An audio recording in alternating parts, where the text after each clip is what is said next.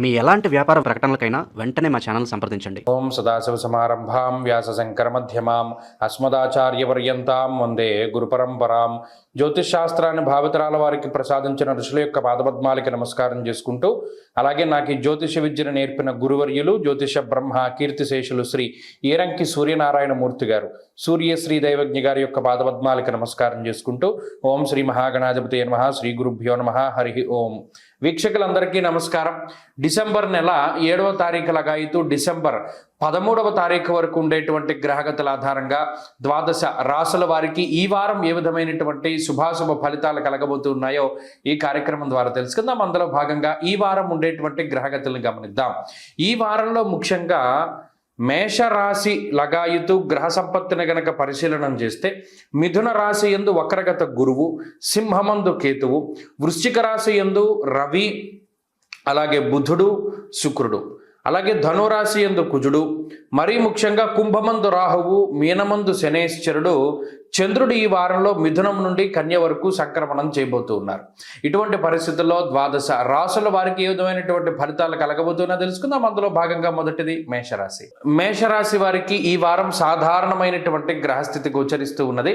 ఈ రాశి వారికి చంద్రుడు బలంగా ఉన్నారు, అలాగే శుక్రుడు బలంగా ఉన్నారు, రాహువు బలంగా ఉన్నారు. ఈ వారంలో 3 గ్రహాల యొక్క అనుకూలత, 3 కూడా ఒకే రకమైనటువంటి గ్రహస్థితిని, అంటే స్త్రీ గ్రహాలైనటువంటి ఈ 3 యోగించడం వల్ల మేషరాశికి సంబంధించినటువంటి స్త్రీలకి ప్రత్యేకించి ఈ వారంలో గ్రహగతులు చాలా అనుకూలంగా ఉంటాయి.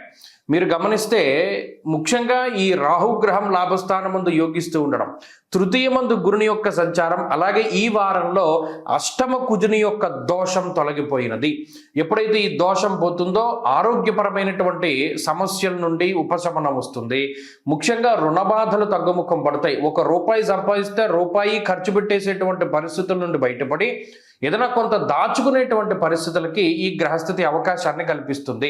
అష్టమ కుజుడు ఎంతసేపు సంపాదన వచ్చిందాన్ని వచ్చినట్టు వెళ్ళిపోయేలా చేస్తారు, స్థానచలనం కలిగేలా చేస్తారు, ప్రయాణం చేసేలా చేస్తారు, శారీరక శ్రమ, అలసట వీటిని ఎక్కువగా కలగజేస్తారు, దెబ్బలు తగిలేలా చేస్తారు, శిరోబాధ, కంటికి సంబంధించిన సమస్యలు, ఇలా అనేక రకాలుగా ఇబ్బంది పెడుతూ ఉంటే ఇప్పుడు వాటన్నిటి నుండి ఉపశమనం కలుగుతుంది.